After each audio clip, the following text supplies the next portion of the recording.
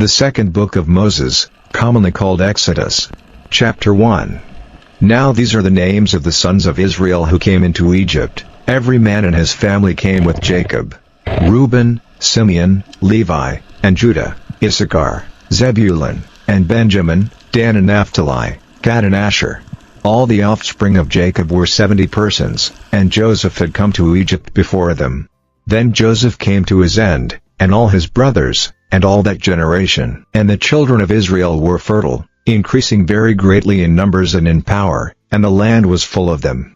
Now a new king came to power in Egypt, who had no knowledge of Joseph. And he said to his people, "See, the people of Israel are greater in number and in power than we are. Let us take care for fear that their numbers may become even greater, and if there is a war, they may be joined with those who are against us, and make an attack on us, and go up out of the land." So they put overseers of forced work over them, in order to make their strength less by the weight of their work. And they made store towns for Pharaoh, Pithom, and Ramses.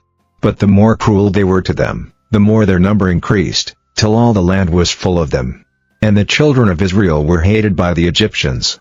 And they gave the children of Israel even harder work to do, and made their lives bitter with hard work, making building material and bricks, and doing all sorts of work in the fields under the hardest conditions. And the king of Egypt said to the Hebrew women who gave help at the time of childbirth, the name of the one was Shiphrah and the name of the other Puah, "When you are looking after the Hebrew women in childbirth, if it is a son you are to put him to death, but if it is a daughter, she may go on living."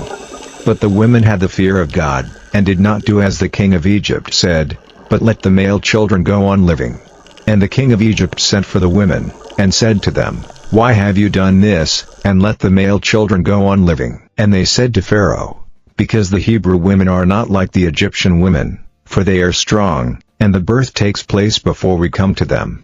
And the blessing of God was on these women, and the people were increased in number and became very strong.